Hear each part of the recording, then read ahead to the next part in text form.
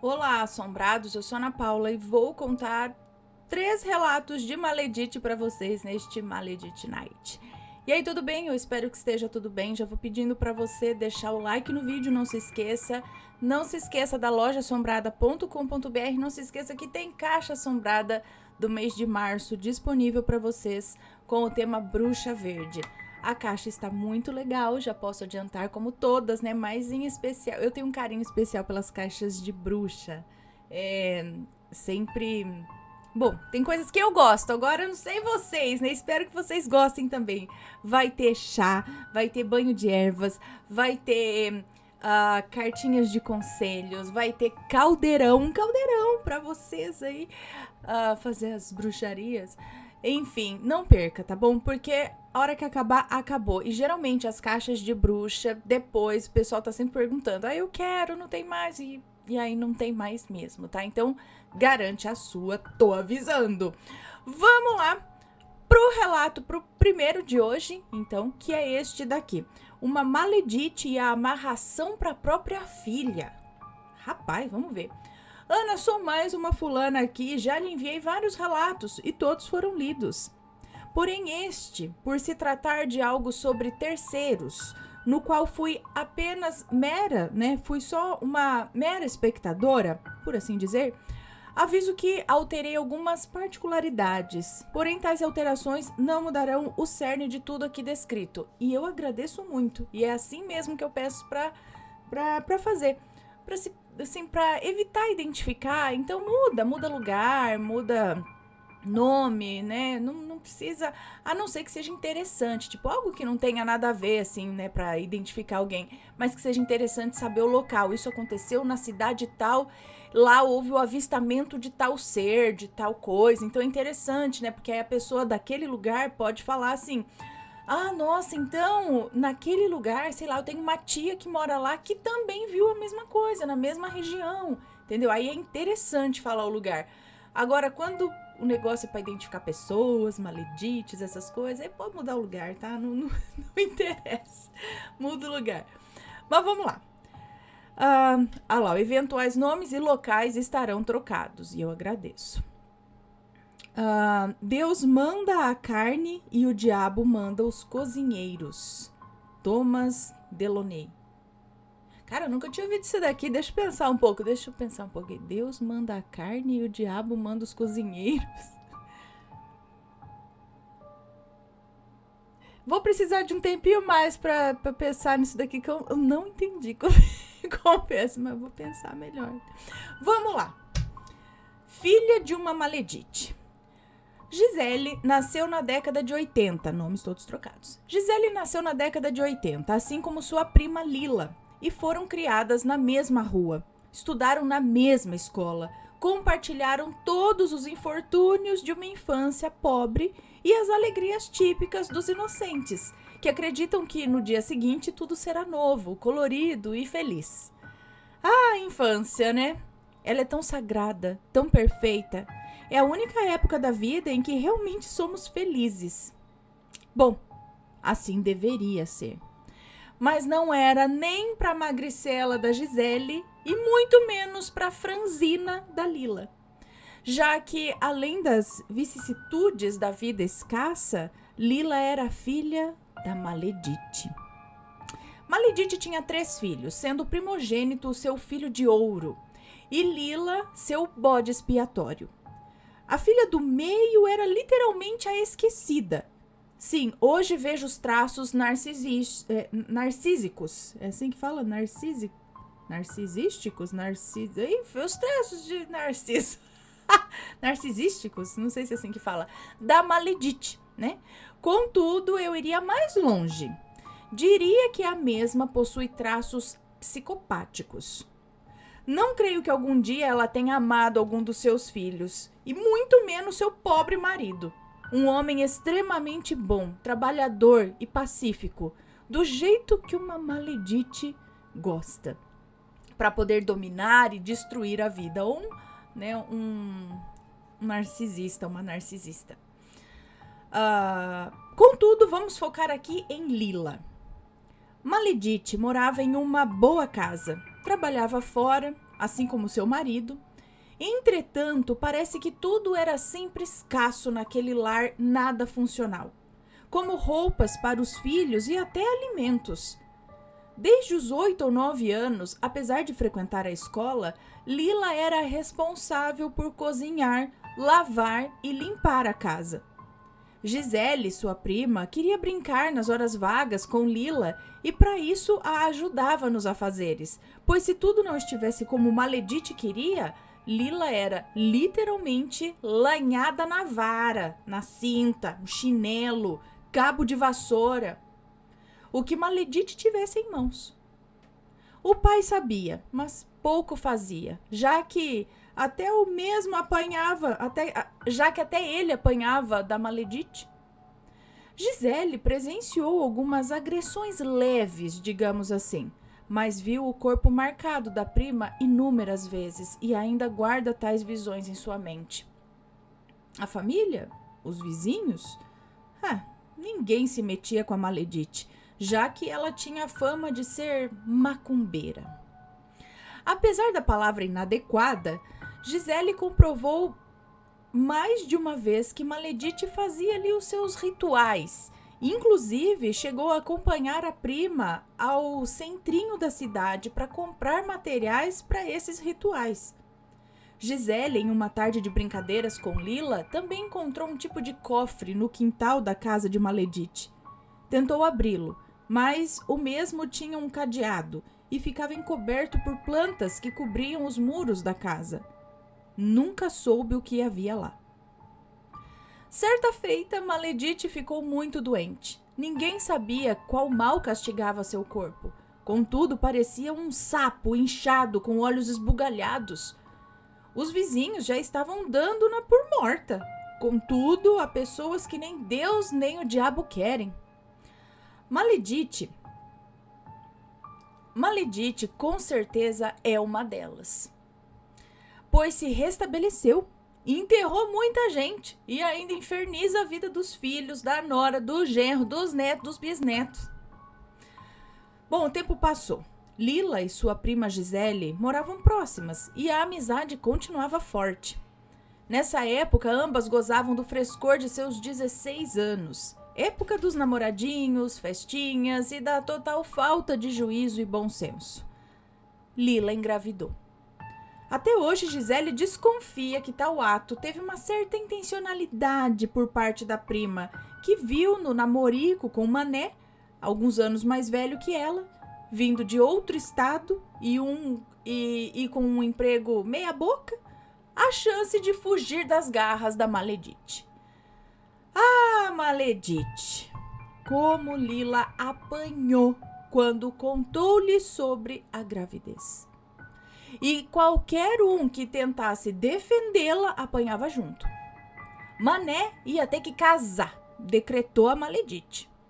Contudo, esse não era o plano do futuro papai, que declarou sequer namorar com Lila e deixou implícito que a qualquer momento poderia cair no mundo e que ninguém o obrigaria a se casar nem assumir filho nenhum. Mal sabia Mané que se Maledite decretou, feito está. A amarração nada amorosa. Lila contou para Gisele tudo o que se passava e o temor que sentia, já que, como dito acima, Mané era alguns poucos anos mais velho que ela.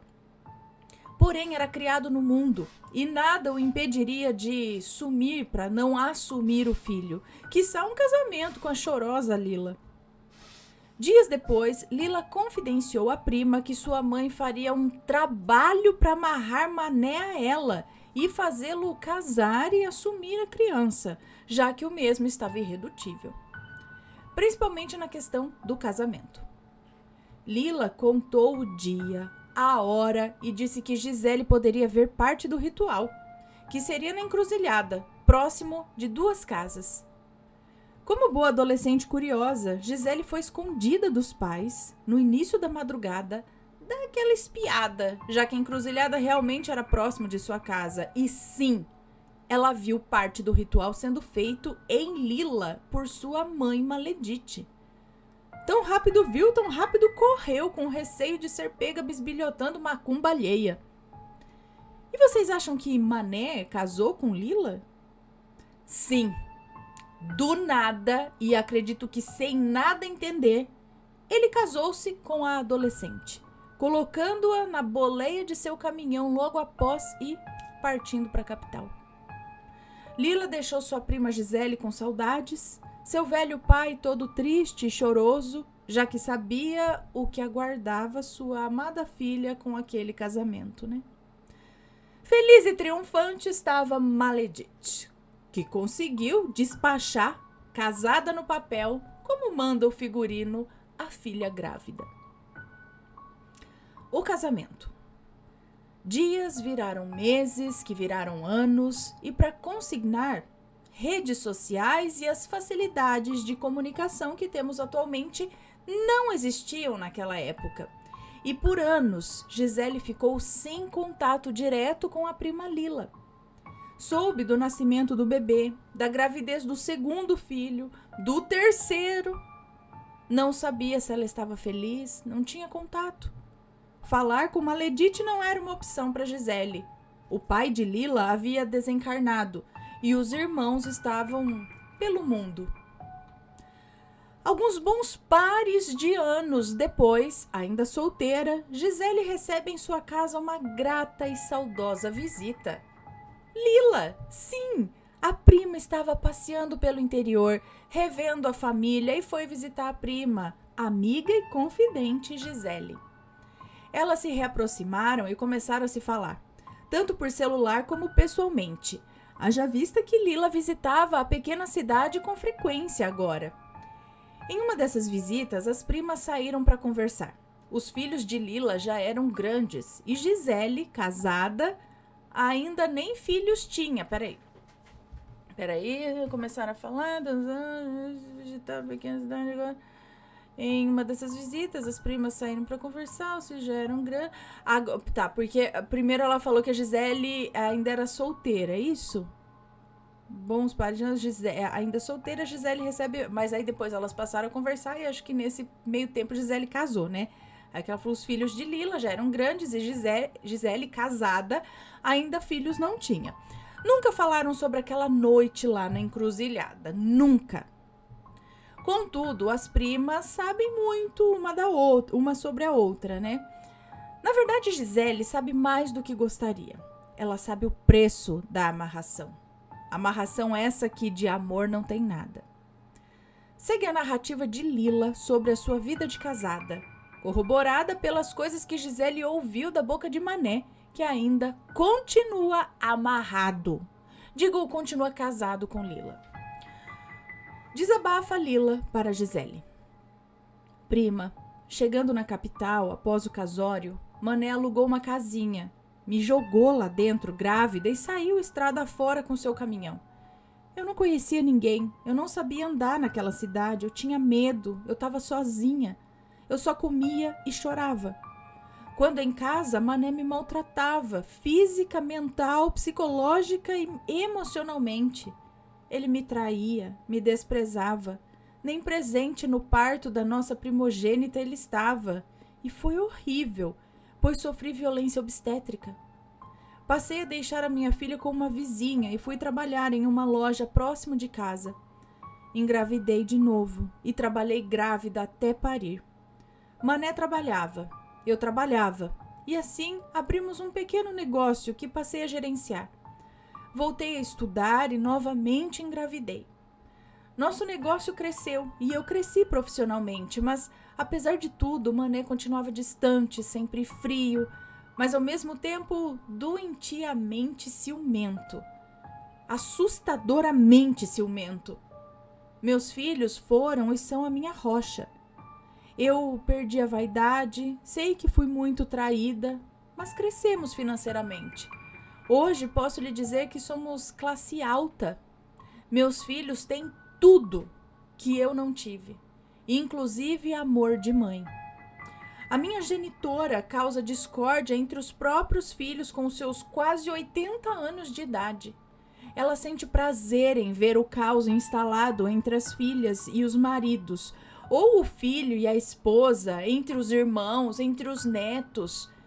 Ela é satânica. Ninguém consegue conviver com ela. Mas é minha mãe e eu dou suporte financeiro. Porém, na minha casa, com os meus filhos, eu não a quero. Não consigo deixar o Mané, apesar de traí-lo vez ou outra. E ele faz o mesmo, que eu sei. Mas não consegue me deixar e me ameaça de morte quando falo sobre nos separarmos. Eu sei que nunca nos separaremos. Mesmo infelizes, ficaremos juntos. Mané já deu em cima da Gisele, inclusive, mais de uma vez. Já falou mal da Lila, já ridicularizou o corpo dela e em todas as vezes que fez ou falou algo desse tipo, Gisele o repreendeu e exigiu que respeitasse a prima ou a deixasse. Ele se calou todas as vezes. Tem medo de Gisele e já discutiram em razão da falta de respeito dele por Lila. Gisele nunca contou nada disso à prima, para não magoá-la ainda mais. Mas Gisele, no fundo, o entende. Ele está com alguém que não ama. Sente ciúmes e não quer perder alguém que não admira. Alguém que nem mesmo gostaria de estar junto. Mas uma força o prende a ela e ela a ele. Afinal, um nó é a junção de duas partes. Ambas ficam amarradas.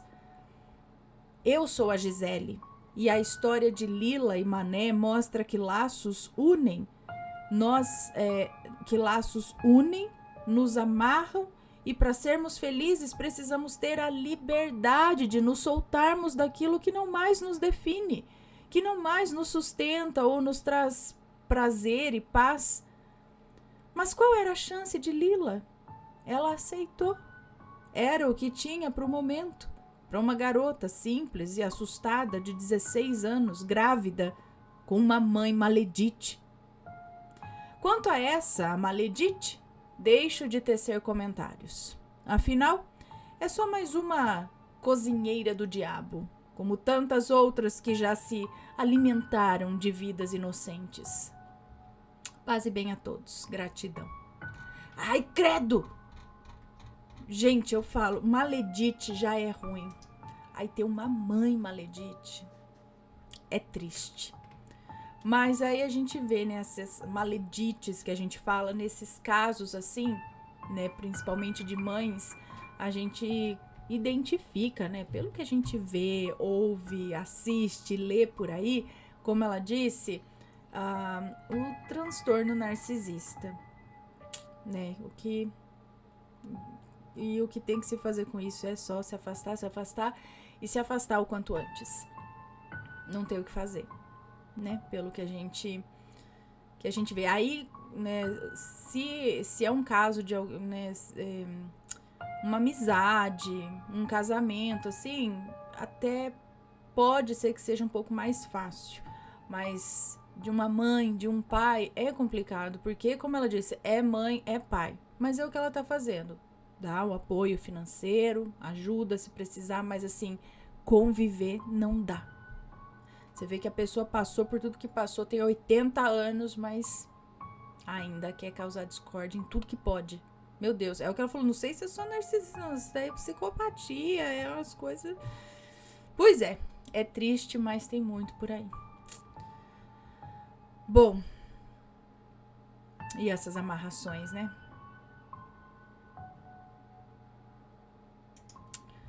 Falar mais nada. Tirem suas próprias conclusões.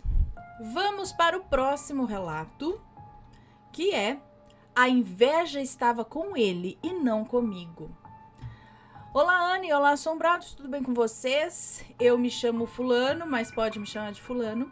Sou um grande fã do canal e acompanho vocês tem um tempo e espero um dia me tornar membro. Bom, a história que eu vou contar agora pode ser um pouco longa, não sei. Aconteceu tem um tempo, mas eu só fui descobrir e ligar todos os pontos recentemente.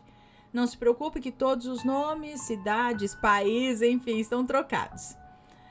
Eu cresci e me criei numa cidade no interior de Goiás, com um pouco mais de 25 mil habitantes. Nunca fui de família rica, mas tínhamos uma boa condição. Nunca nos faltou nada. Cresci com os meus avós, tios, primos, sempre por perto, uma boa infância. Pois bem, na rua onde eu morava, minha mãe fez uma amizade muito grande com uma das vizinhas. Até porque, quando se mudaram, o bairro estava começando a ser construído, então não tinha muitas casas nem muitas pessoas por lá. Minha mãe, Beatriz, e sua amiga Amélia engravidaram na mesma época, então eu e o filho mais velho da Amélia, o Tiago, nós temos a mesma idade. Somente alguns meses de diferença. Amélia teve um segundo filho que aqui vou chamar de Igor, o maledito. Se é que existe esse termo. Aqui existe. Crescemos todos juntos, brincando na rua, jogando bola. Brincávamos até as 10 horas da noite despreocupados. Ninguém queria ir embora. Bons tempos esses. Quando criança, eu era considerado por eles o invejoso. Sempre que aparecia com algum brinquedo igual ou alguma roupa. Sempre. Era considerado invejoso sempre que aparecia com algum brinquedo igual, alguma roupa igual. Na época, eu não entendia muito bem o porquê disso. Afinal, éramos crianças. Enfim, o tempo passou, crescemos juntos, íamos à mesma escola, tínhamos o mesmo círculo de amigos e o maledito Igor e seu irmão Tiago seguiam com aquele mesmo papo de eu ser o invejoso. Eu ainda ficava sem entender, porque não tinha sentido.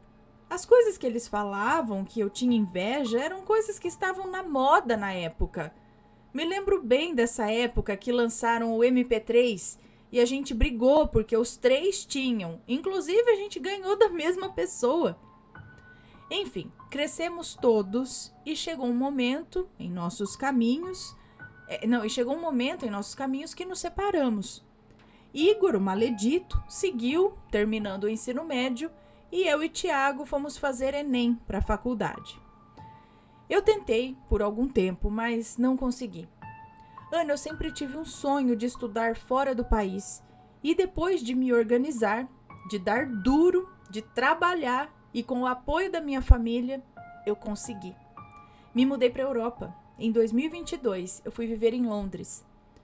Bem, durante o processo da minha preparação para ir para outro país, Igor sempre fazia uns comentários muito estranhos, como me leva na sua mala com você e coisas do tipo. A avó dele sempre queria saber como eu me mantinha no país, queria saber quanto era o meu aluguel, etc e tal. E eu era bem próximo da família deles, e entendo a curiosidade de ter uma pessoa conhecida que mora fora do país. Você quer saber como são as coisas, né, fora do Brasil, mas mesmo assim eu achava muito invasivo, porque eu sentia que a pergunta não era num tom somente de curiosidade, mas como se estivessem me espionando, buscando informações. Pois bem, comecei a estudar e no início não foi fácil ter que me adaptar a tudo aquilo. Novo idioma, nova cultura, tudo novo. Foi tudo tão radical que eu cheguei a perder 30 quilos em 3 meses. Não foi fácil. Nesse processo, eu comecei a ter umas crises de ansiedade. Eu não queria sair de casa porque eu tinha medo. Eu tinha crises de pânico. Olha, foi um horror. Infelizmente, em 2022, a minha avó, que viveu comigo por 23 anos da minha vida, faleceu. E para mim foi a gota d'água. Foi, assim, o que faltava. Fiquei muito mal e tive que voltar para o Brasil para passar esse luto com a minha família. Cheguei no Brasil e uma das primeiras pessoas que eu vi foi o Igor. A falsidade começou nesse dia. Ele me abraçou, disse que eu tinha mudado, que estava diferente e depois foi falar para uma amiga que eu estava do mesmo jeito que eu saí dali. Depois de alguns meses no Brasil, eu comecei a trabalhar porque queria voltar e retomar o meu sonho que tinha pausado naquele momento. Por conta do trabalho, não encontrava muito com os meus amigos, então eu devo ter visto o Igor umas 5 ou 6 vezes no último semestre do ano. Eu não diria que sou uma pessoa sensitiva, mas quando tem algo errado, alguma força tenta me avisar. Às vezes tem uns pressentimentos que eu não sei explicar. Pois bem, tudo começou quando eu comecei a ver e sentir coisas no meu quarto. Eu me despertava de repente, no meio da noite, sem motivo algum, e via uma silhueta negra. Um homem parado dentro do meu quarto, ou às vezes de fora, pela janela. Lembro de sentir o meu coração bater tão rápido e de sentir um medo enorme. Isso aconteceu por alguns dias. Quando eu não via o homem parado me olhando, eu sentia alguém se sentar na cama ou se aproximar. Eu sempre rezava um Pai Nosso com muito medo. Depois desse episódio, eu comecei a ouvir uma voz me chamar, mas não era qualquer voz. Era a voz do Igor, o maledito. Deixa eu só ver se tá tudo certo aqui, gente. Bom, acho que tá, né? Bom, eu lembro muito bem uma vez que eu estava com umas amigas e estava usando o liquidificador e o barulho estava bem alto, mas eu consegui ouvir muito bem o Igor me chamar e eu vi uma sombra passar. Bom, o portão da minha casa é de grade e da cozinha é possível ver a rua. Pensei, talvez ele esteja me chamando, né? Saí para ver e não tinha absolutamente nada, nem ninguém. Nesse momento, eu e minha família já estávamos passando por dificuldades, muitas brigas, quase passamos fome. Foi horrível. Isso nunca tinha acontecido. Como eu já tinha dito, não éramos ricos, mas vivíamos bem. Bom, a vida seguiu. Pensamos ser só uma fase ruim. Eu consegui retornar para Londres contra todos os prognósticos, porque ninguém acreditou que eu seria capaz de voltar. Enfim, voltei para retomar os meus estudos e seguir com a vida. Em uma bela noite, de repente, eu voltei a ver aquele mesmo homem parado no meu quarto, onde eu vivia. Eu fiquei apavorado e com muito medo. E um detalhe que eu não mencionei: o Igor foi influenciado por uma vizinha e acabou entrando nesse mundo aí da magia negra. Se tornou uma pessoa que faz tudo pro próprio benefício e passa por cima de quem for para isso. Bom, falei de toda essa situação com um amigo que é da Umbanda e ele me disse que poderia ser que a espiritualidade queria me alertar de que algo estava acontecendo. Uma grande amiga, Tiffany, que frequenta um terreiro, sabia de toda essa história, acho. Ela estava tendo uns problemas também. Ela teve uma briga horrível com a família do namorado, começou a ficar toda inchada, problemas com dinheiro, coisas que aconteceram sem motivo nenhum. Tiffany foi falar com a mãe de santo e mencionou algo sobre mim. Foi aí que descobrimos que o Igor havia feito um trabalho para mim e para essa minha amiga também. Que o objetivo dele era acabar com a gente por pura inveja. A mãe de santo pediu para falar comigo. E ela me revelou coisas que eu não tinha, não tinha como ela saber. Inclusive falou sobre a minha outra avó que estava correndo risco de vida. Ela me disse que ele invocou um espírito, de morte sobre mim, para que eu acabasse com a minha vida, desistisse de tudo. Eu, por um tempo, realmente pensava muito nisso. Ela me disse também que ele jogou terra de cemitério na minha casa para que nada prosperasse e que ele estava travando a minha vida amorosa porque em algum momento da vida ele quis ficar comigo e eu não quis. E eu fiz algo que ele não gostou. Ana, para mim não tem muito sentido, porque em nenhum momento, em todos esses anos que a gente se conhece, ele tentou algo. Nunca. Bom, as coisas não estão nada bem. Meus pais brigam cada vez mais. Minha mãe não consegue um trabalho fixo. Meu pai se entregou ao álcool. Está bebendo muito, fora do normal e ficando mais doente a cada dia. Eu cheguei a não ter o que comer aqui onde eu vivo. Não tenho prosperidade no dinheiro. Nada vai pra frente. E para piorar, recentemente a mesma mãe de santo disse para minha amiga que ele, agora junto com a mãe, continuam fazendo trabalhos para mim e para minha mãe também. A mãe de santo disse que seria necessário uns 4 trabalhos para desfazer tudo. Eles cobram por isso e pela situação que eu estou passando, não tenho essa grana. O que eu tenho é para que eu consiga pagar o meu aluguel, comprar algo para comer e pronto. Resumindo, estou na mesma situação, mas cortei todo tipo de contato possível com toda a família. Estou um pouco preocupado em como as coisas vão terminar, porque eu não vou ter como resolver isso. Pelo menos não agora. Temo por mim e pela minha família. Às vezes me pergunto o que eu fiz? O que a minha família fez para ele perseguir tanto assim a gente? Mas tento acreditar que se Deus quiser, tudo vai dar certo. Tem que ter esperança, né? Muito obrigado por ler o meu relato, Ana. Beijos.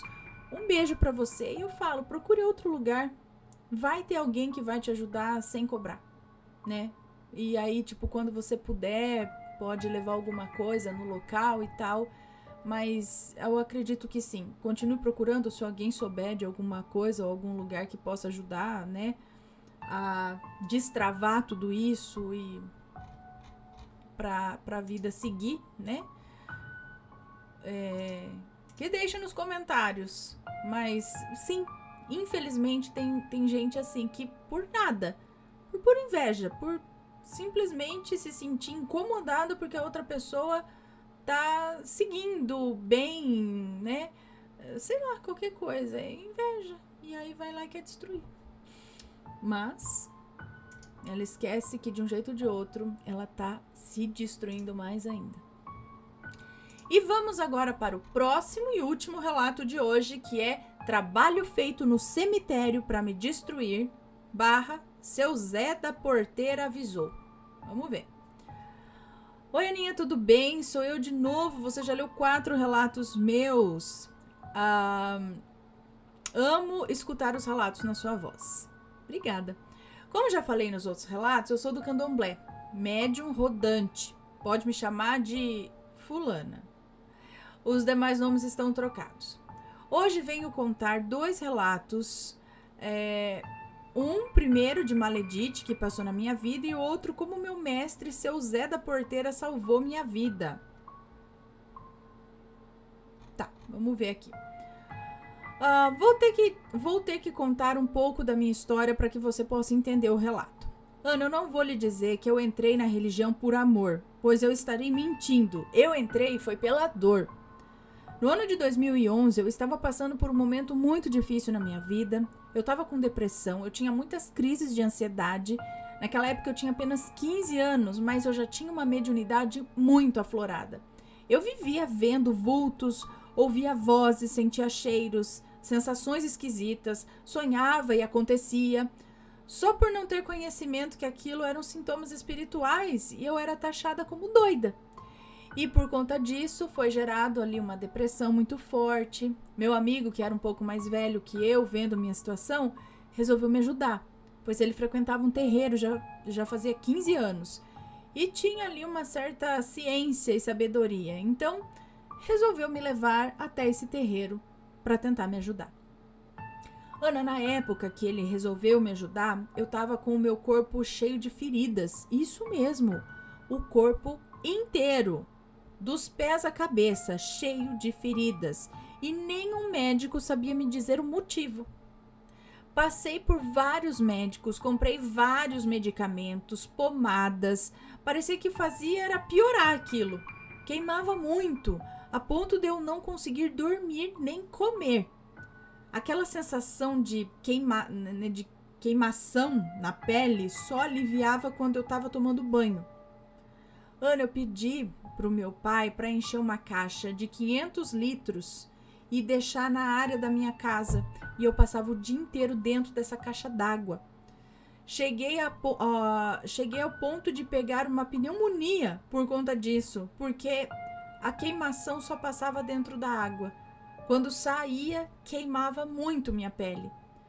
Quando meu amigo ficou sabendo da minha situação, resolveu me levar até esse terreiro, pois ele viu que eu não estava mais aguentando de tanto sofrimento. Quando chegamos no terreiro, Quando chegamos no terreiro da mãe de santo dele, ela jogou para mim e falou que aquelas feridas no meu corpo tinha sido um trabalho feito.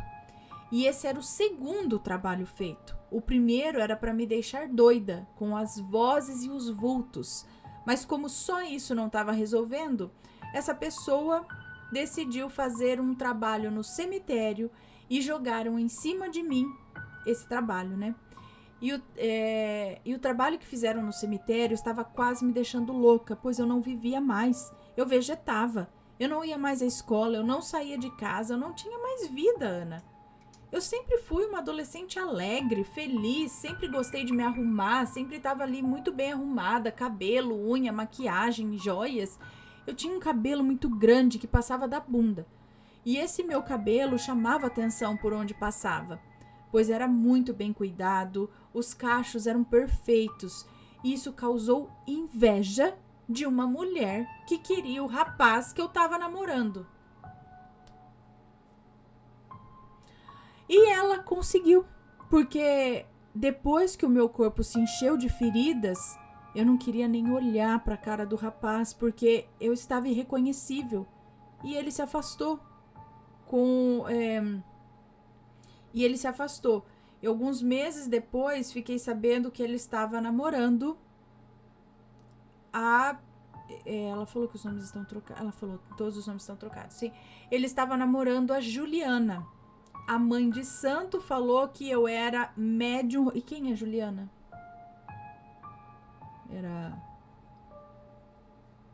Não sei. A mãe de santo falou que eu era médium rodante. O que é médium rodante? Que precisava cuidar da minha espiritualidade, pois senão eu ia terminar enlouquecendo, porque a minha mediunidade estava muito aflorada e precisava ser cuidada. Ela finalizou o jogo e quando finalizou, falou as características da pessoa que tinha feito o trabalho. Ana era a atual do meu ex. Não tinha como eu estar enganada. Era a tal da Juliana.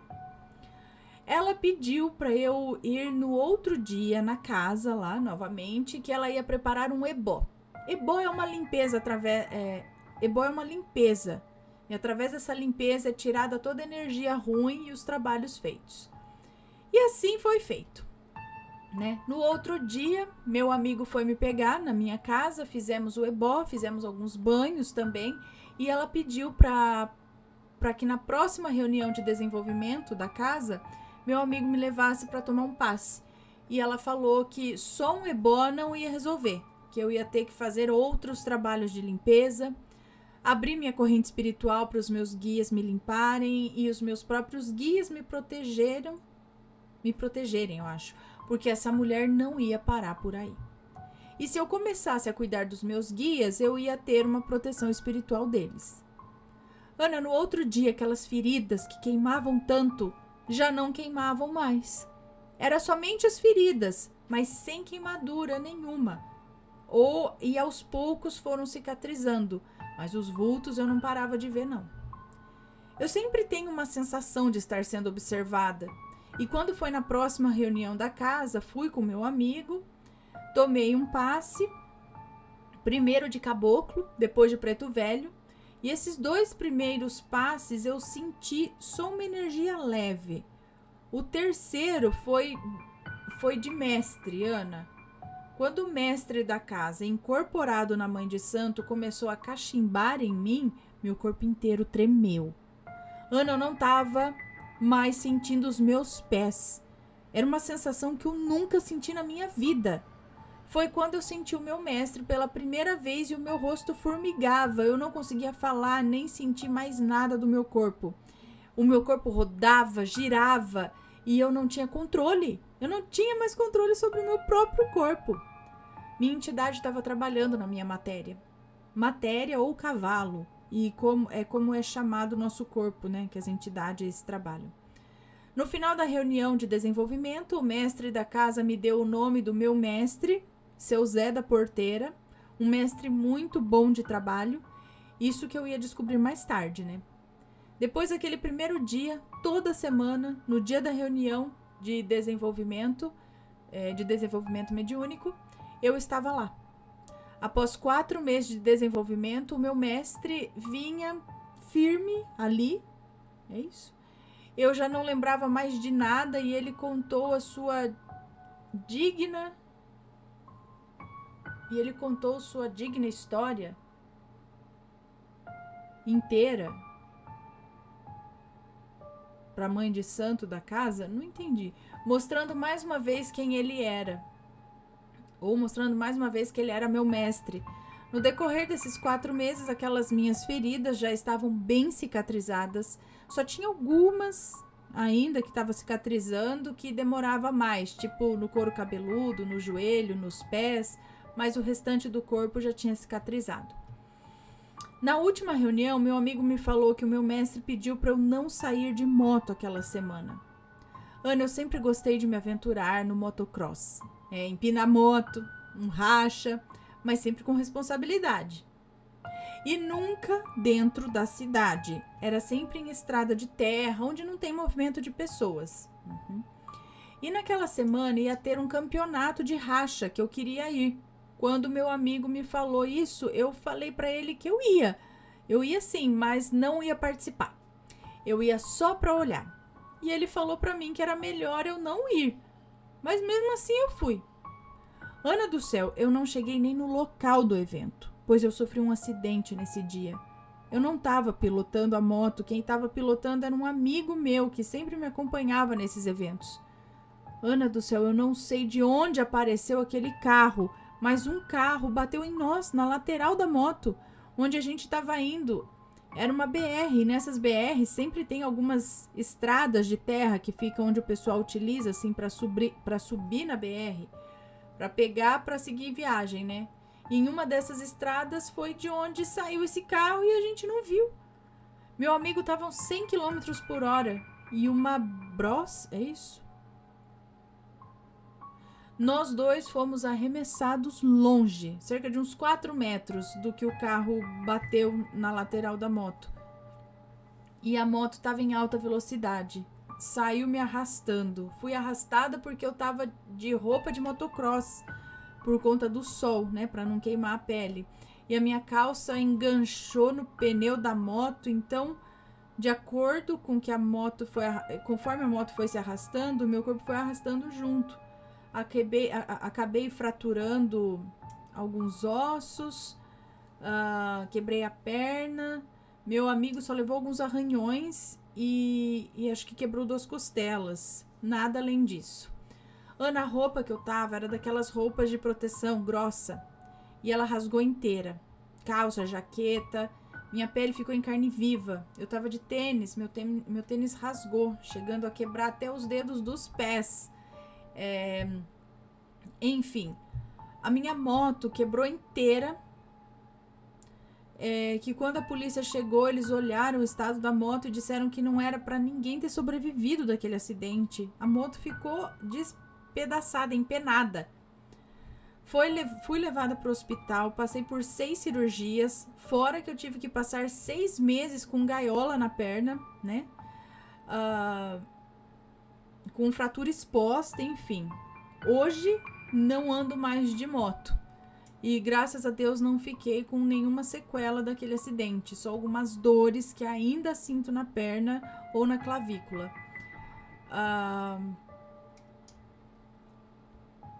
Ana, eu praticamente nasci de novo naquele acidente.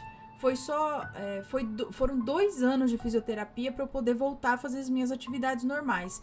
Hoje eu não posso pegar peso por conta da minha clavícula. Mas me formei em pediatria infantil. Como assim? Me formei em pediatria? Em quê? Tenho 27 anos e com 21 eu me formei.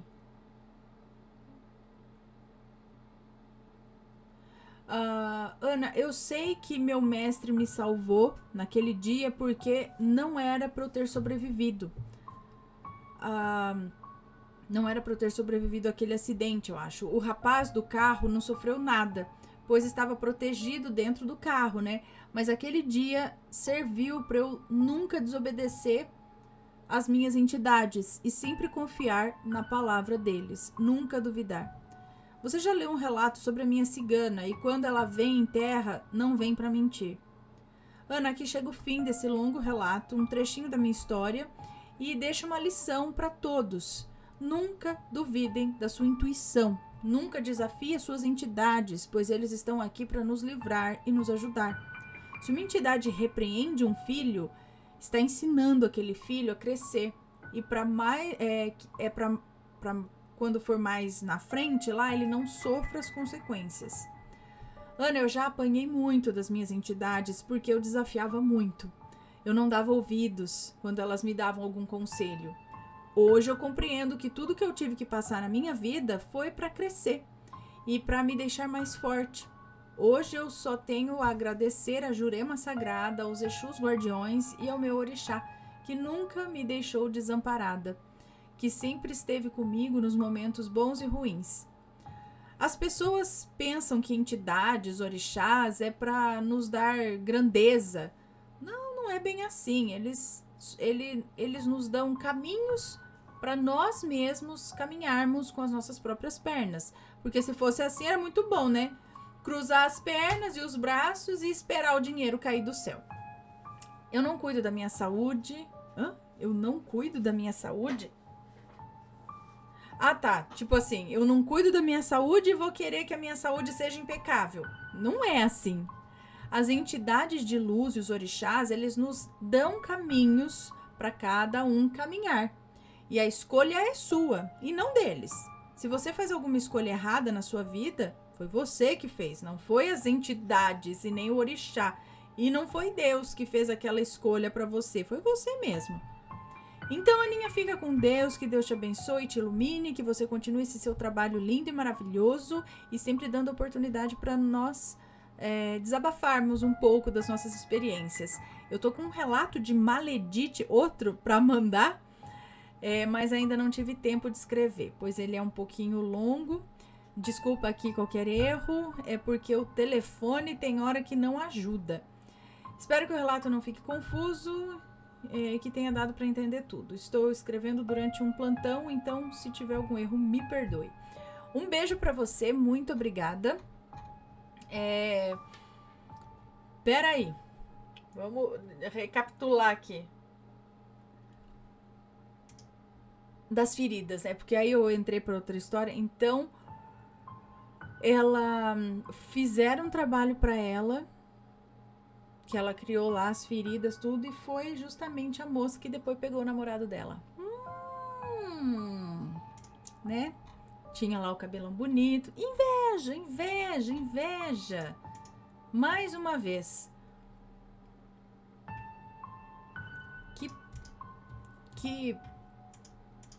Que difícil, né, gente? Que difícil essas maledites e tudo mais. Mas por isso que a gente tem que cuidar mesmo, né? De cuidar da nossa saúde física, mas cuidar da saúde emocional também, saúde mental. E não se esquecer também de cuidar do espiritual. Porque tem muita coisa por aí, né? Que a gente não vê, a gente não... às vezes não entende direito, mas acaba muitas vezes sofrendo com isso. Então, cada um a seu jeito, a sua crença, mas cuidar do espiritual também. E que Deus nos livre das maledites. Pessoal, esses foram os relatos de hoje. Um beijo pra vocês, espero que tenham gostado e a gente se vê no próximo relato, tá? Beijos e fui! Tchau, tchau!